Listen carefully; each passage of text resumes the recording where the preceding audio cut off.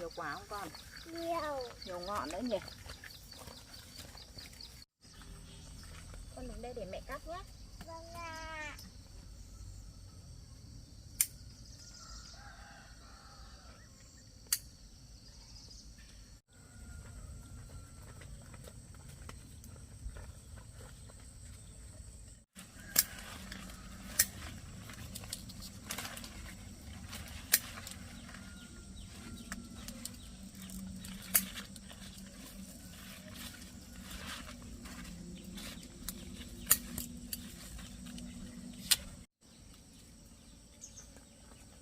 Con ăn kẹo mút à? Con ăn đi. Đứng đấy mẹ đi cắt nha. Vâng ạ.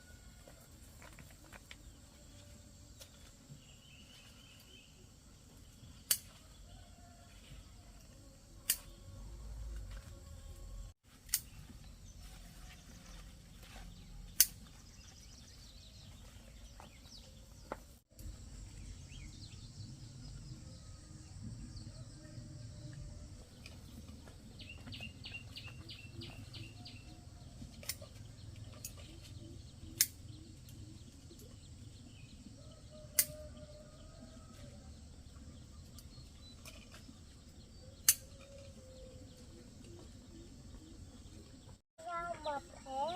Nhông nó tốt đấy con ạ. Con đứng ở đây để mẹ đi cắt nhé. Vâng ạ.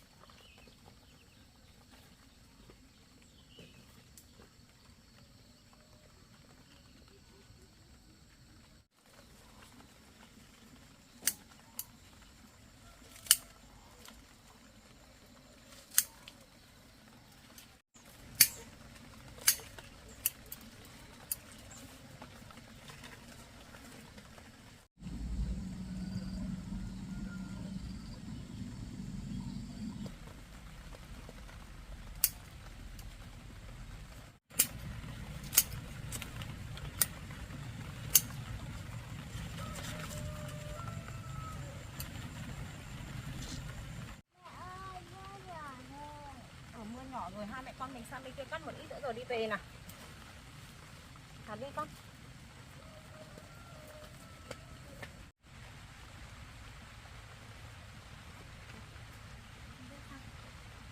Thôi giỏi quá. Đây, đứng đây. Con đứng ở đây nhé. Vâng ạ.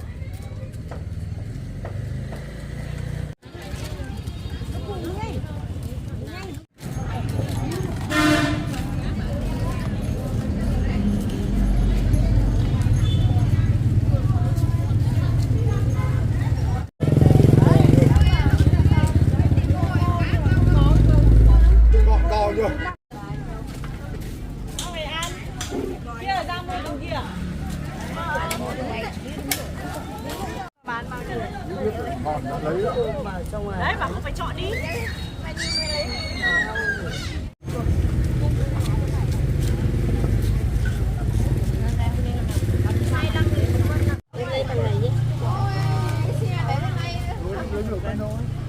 Đấu lạng lấy tốt đi 15.000 thì còn mình nào đâm hết tầm một ít đi rồi. Đây là đây. Đây. Lại 10.000. Thôi giờ lại 10.000. Tưởng nó không có ấy. Với lại là phải tính 40.000 cân. Này, này. Bây giờ đâu? Ôi rồi. Mấy giờ gần nó.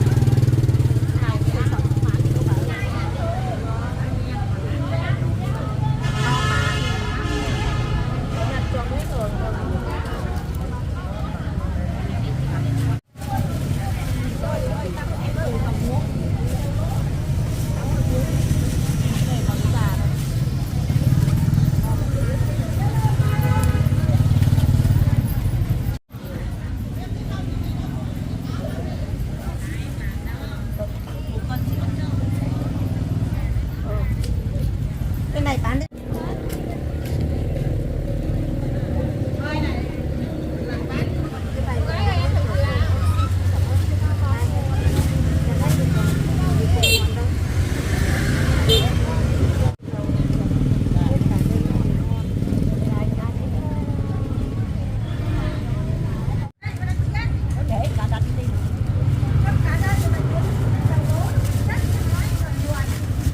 Bà lấy cho mọi người nhìn đi.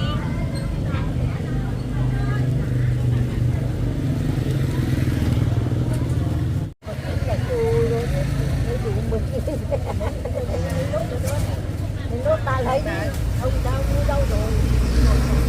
Cầm thôi nhé. Đây bà cầm hộ cháu nhé. Bán hết rồi. Bà lấy nốt rồi. Ăn cá này về nấu chua và mua.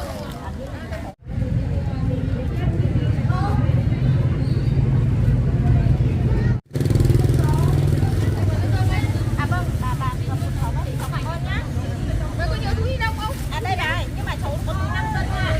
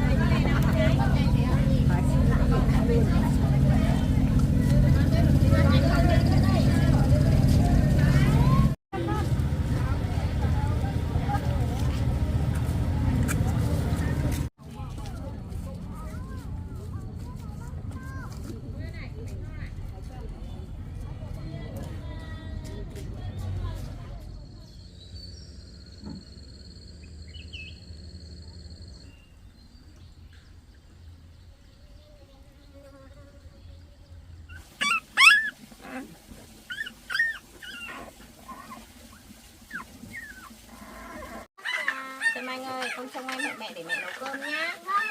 Con trông em cẩn thận nhớ chưa? Vâng ạ. Lâu rồi, lâu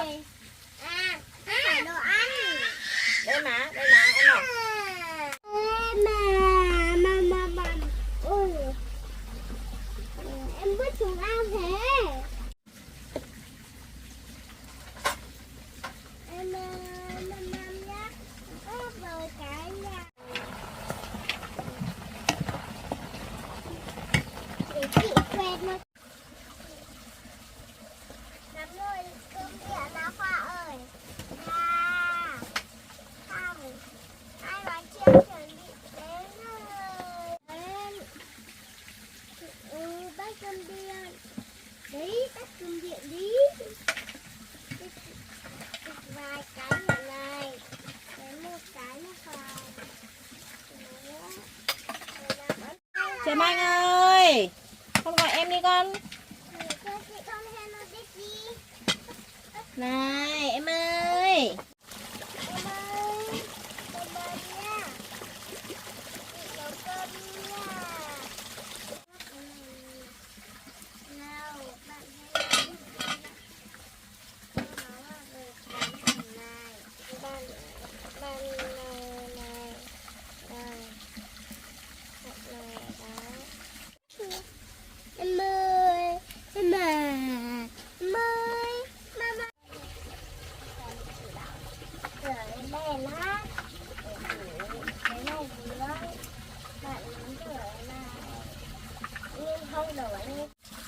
Khoai.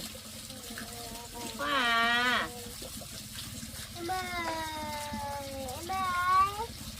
Khoa ơi. Hiền đâu? Ơ chị Hiền đến kìa. Em chào chị Hiền. Chị chào em. Nó thấy chị Hiền nó cười nhá. Vui quá. Ngày hôm nay không đi học à con? Cháu vừa mới đi học về. Cháu ăn cơm chưa? Cháu chưa ạ, mẹ cháu đi làm chưa về. Thế ở đây ăn cơm với cô với em nhá. Vâng. Phai chị Hiền bế con á. Hiền bế con à. Ơi. Bà. Ôi. Anh nghe cái gì đấy? Hiền bế Khoa à. Khoa ơi. Anh ơi, mình đi ra kia chơi đi. Con ra kia chơi với chị Hiền đi con. Vâng ạ.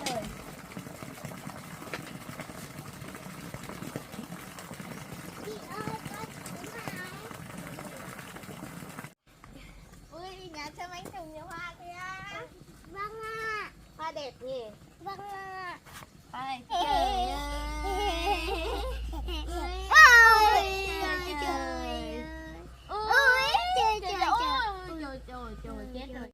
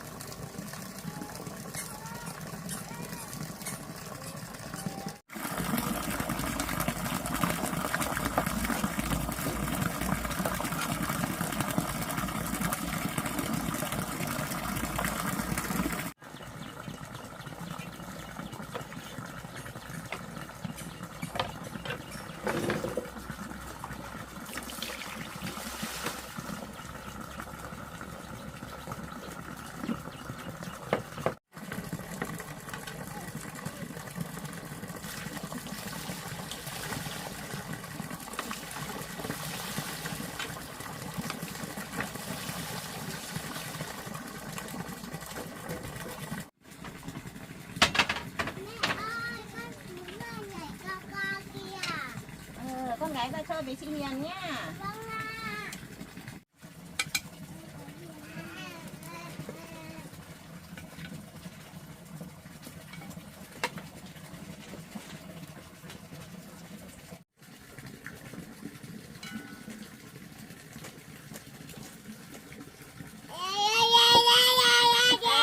Ê, chờ mẹ chút nha.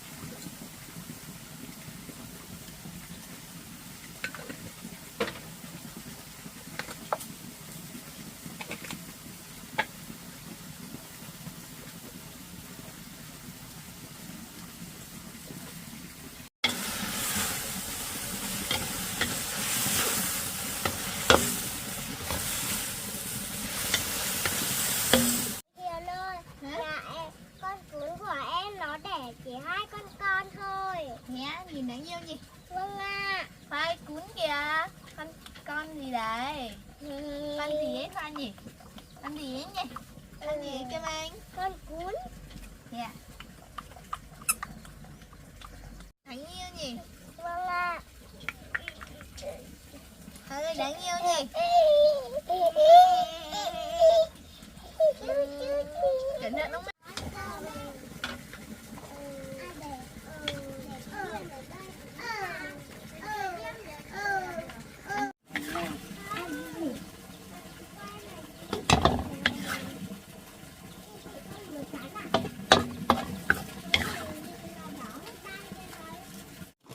Chuẩn bị đi ăn cơm nào. Trâm Anh ơi, chị Hiền ơi. Con đây. Chuẩn bị ăn cơm đi nào. Mẹ ơi, con đi rửa tay nhá. Cháu đi rửa tay đã. Ăn rồi đấy.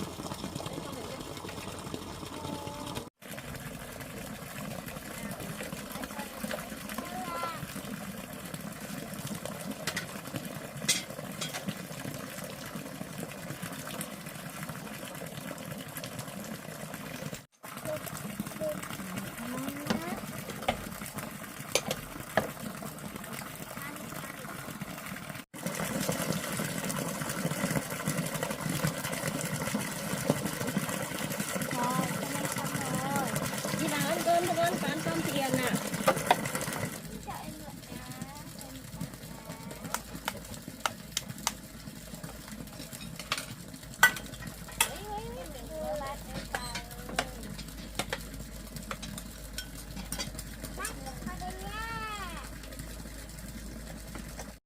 Con mời mẹ Để ăn ăn cơm đi con. Nào. Mẹ đưa cơm cho Khoa nha. Để ăn đi này con. Cơm ăn đi. Để lát cho con nhá. Vâng ạ. Đưa con ăn đi.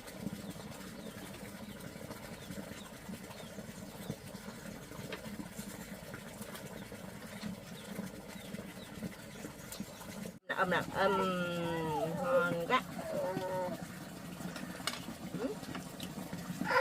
Ăn của con ăn.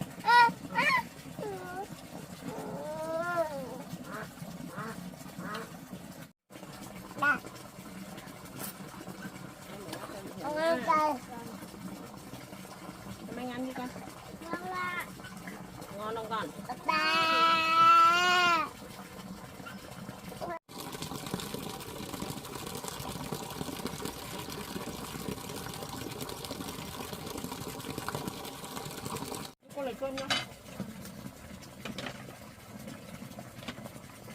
chân khoai.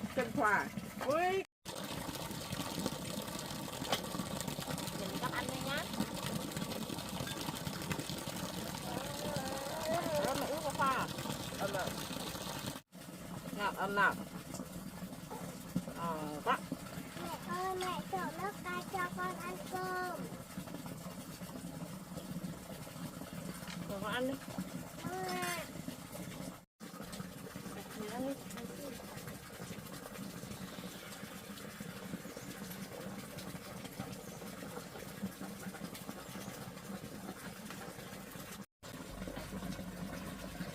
Ăn đi.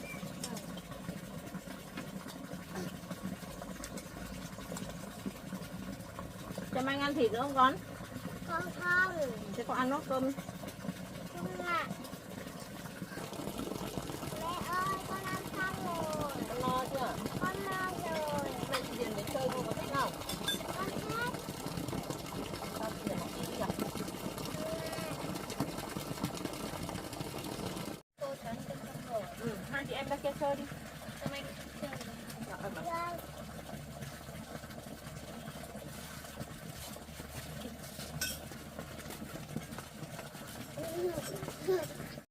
Thôi để cháu bé cho. Cái bố hộ con nhé. Đó chị Hiền bế con nào.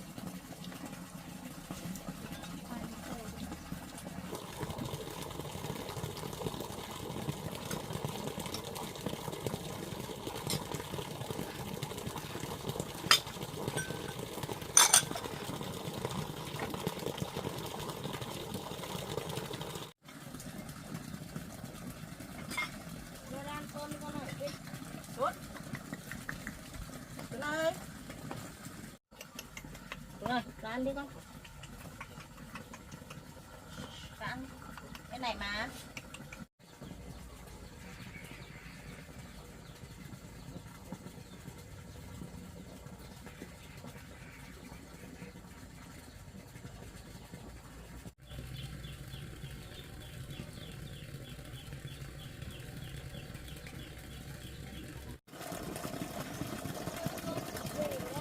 Cái bé ăn học cô để cô xuống rồi lấy khoai cho cháu cầm về nhé.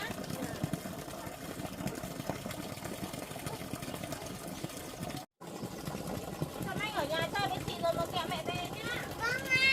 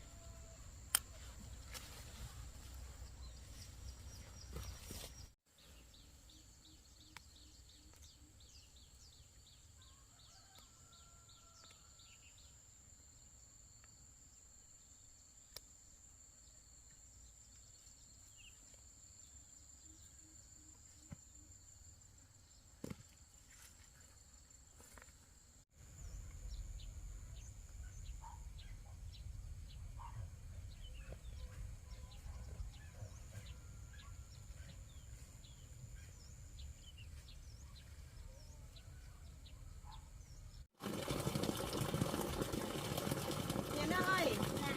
Chào cô rửa đã nhé.